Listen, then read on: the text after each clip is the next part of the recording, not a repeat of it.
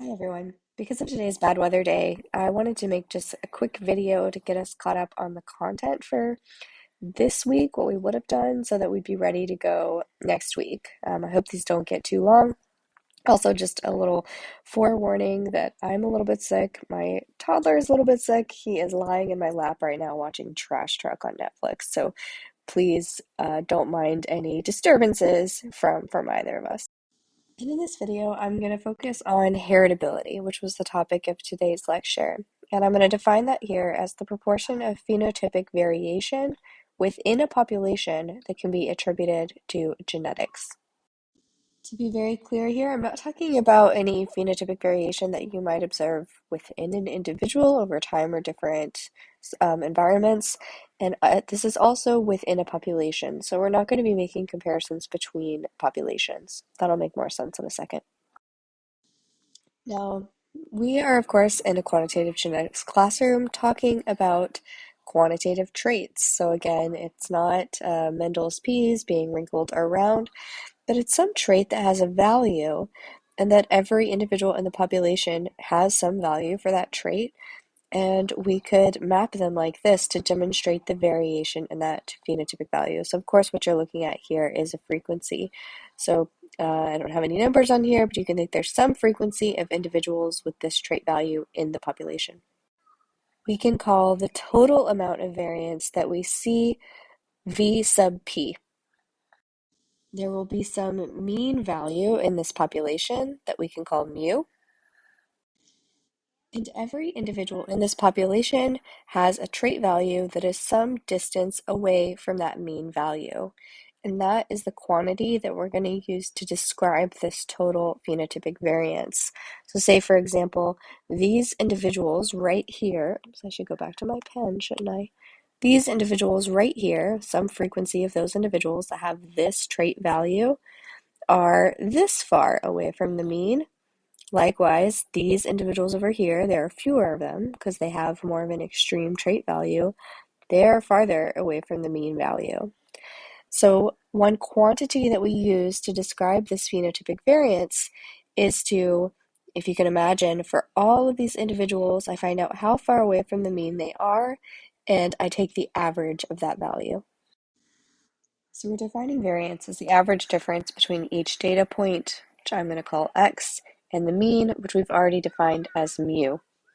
So now we need to calculate those averages. So I know that I'm going to be wanting to find the difference between each value of x and mu, and I'm going to divide it by the number of these calculations that I make, right? So n in my population.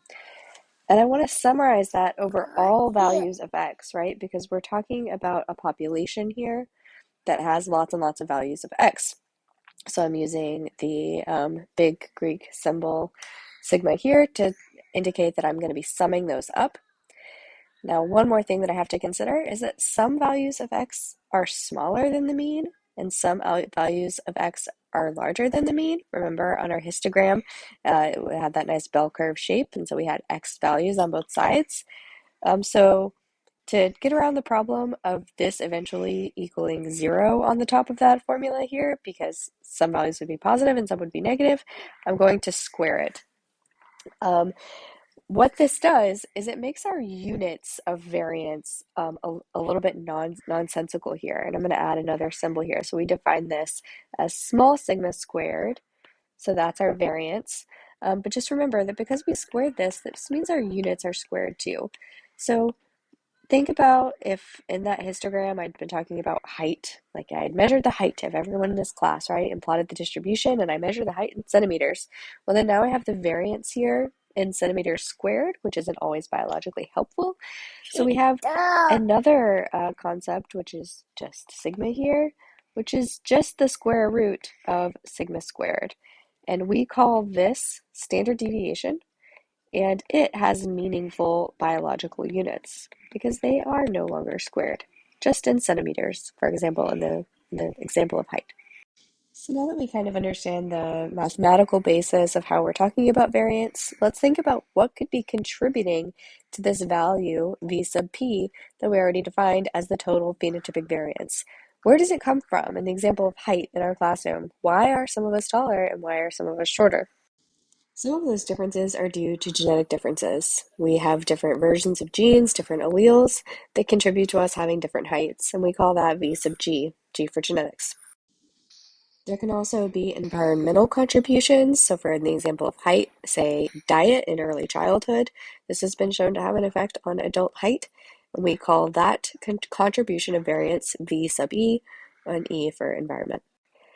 There can also be interactions between genetic and environment that contribute to phenotypic variance, but for the context of this lecture, I'm not going to focus on that as much. But you might think of some interesting examples where maybe the genetic variant that two people had didn't contribute much to differences in their phenotype in one environment, but then when they were put into a new environment, it did matter.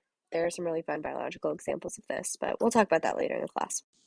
We'll go through an example from a paper that came out in 1957 studying phenotypic variance in thorax length in flies in Drosophila. So we had lots of different flies, and some of them were randomly mating. So different individuals with really different genetic backgrounds were mating with one another. And the total phenotypic variance observed here was 0.366. And then there were also flies that were more genetically uniform, and they were mating as well, and the total phenotypic variance observed there was 0.186. So now you might pause the video here and think about it first, but I'm going to ask you to calculate V sub P, the total phenotypic variance, and also try to partition that variance into variance due to genetics and variance due to the environment.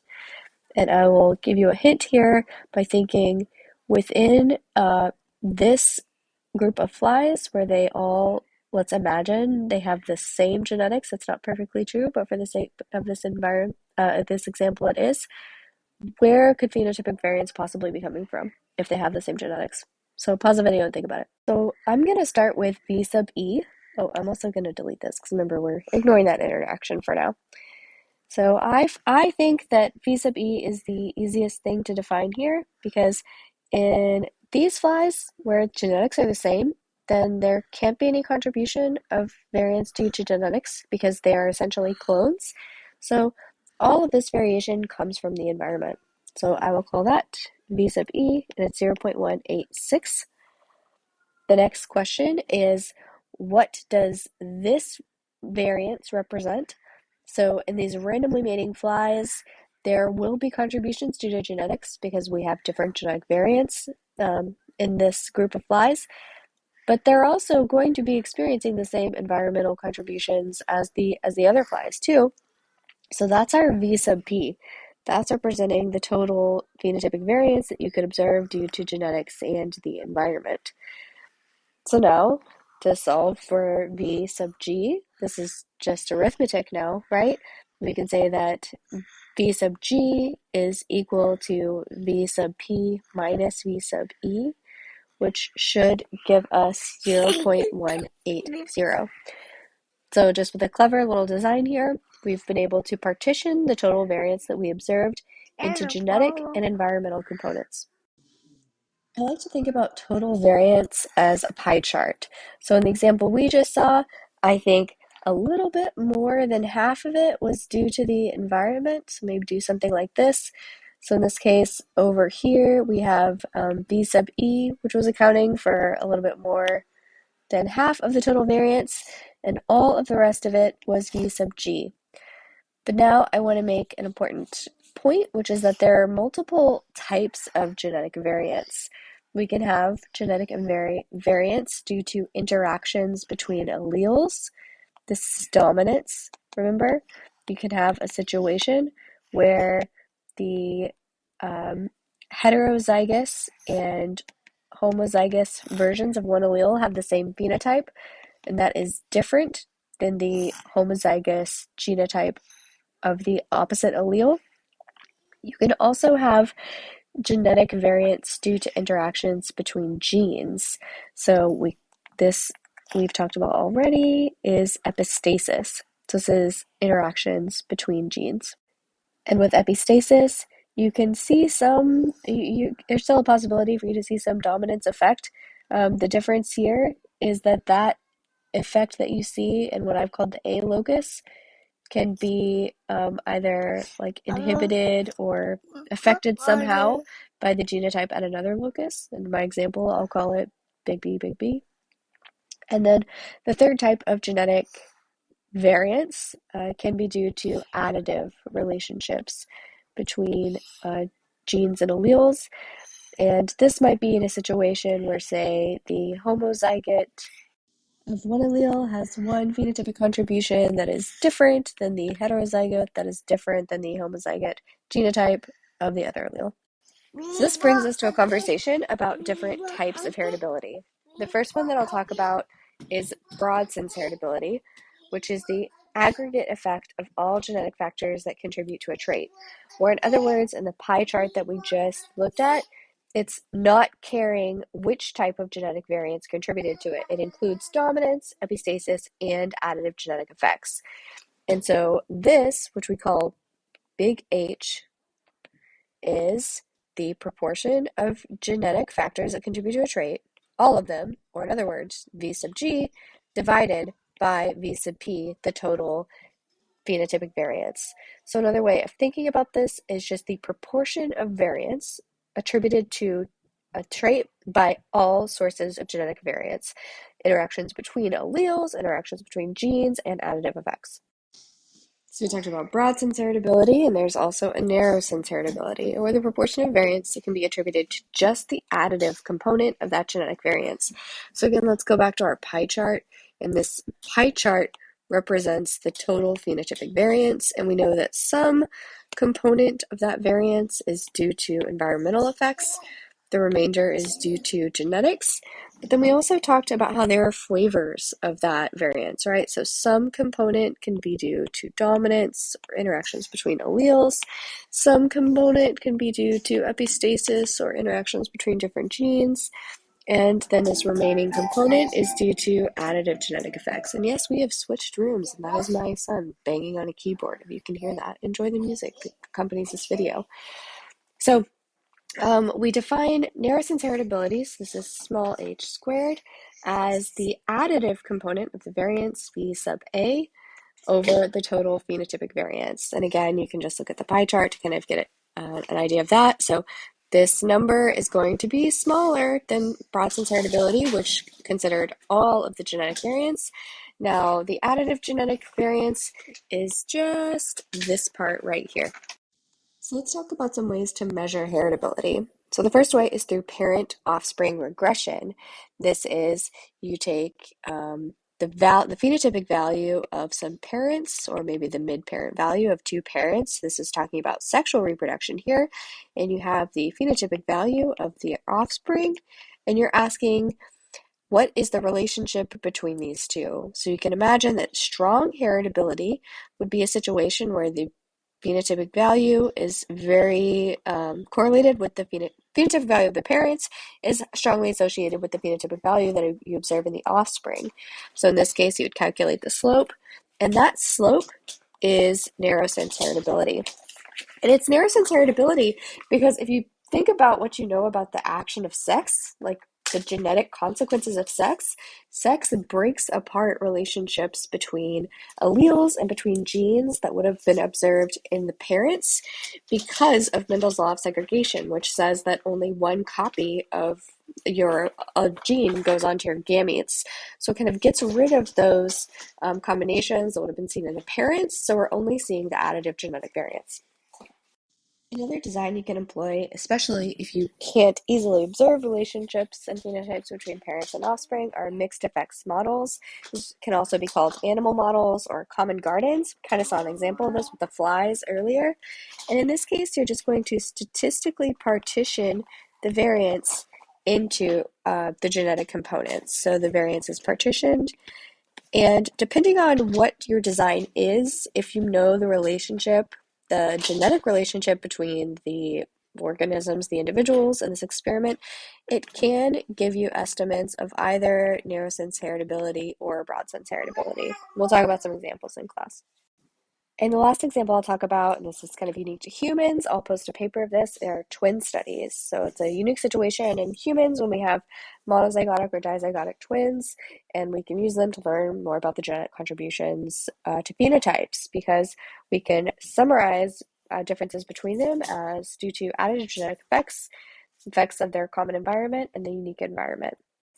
I'll walk through some examples, and let's first think about monozygotic twins. And I'll define this value of R sub mz for monozygotic. These are identical twins, and we're talking about the correlation in the phenotypes between them. And I'll say that those correlations, so the strength of a correlation in a phenotype between monozygotic twins is due, there's due to their additive genetic effects, right? They are the same, and they also have a common environment. So any differences between them must be due to a unique environment. And we can summarize that for E here, which would be 1 minus R sub mz. Again, this is just a way of saying that any differences in phenotypic values that we see between pairs of monozygotic twins must be due to a unique environmental effect. And next we can think about dizygotic twins. So these are twins that are basically just normal siblings. So they only have 1/2 of the additive genetic similarities of monozygotic twins, but they do still share this common environment.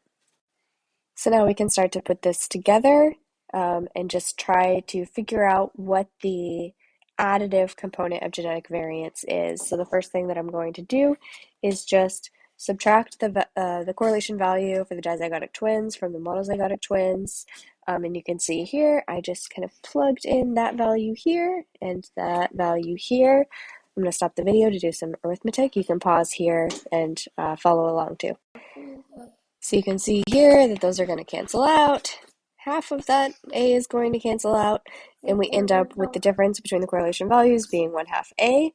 I can also say that that means that A, our additive genetic variance, is 2 times the difference in correlation values between the monozygotic and dizygotic twins.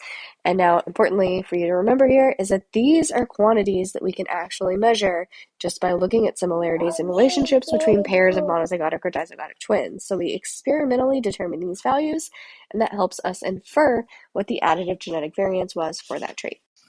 I'm going to stop there for now, but the next thing for you to start thinking about is what happens when we're talking about pairs of traits, so 2 separate traits that might be somehow genetically linked to one another, and what's going to happen to the heritability of those traits.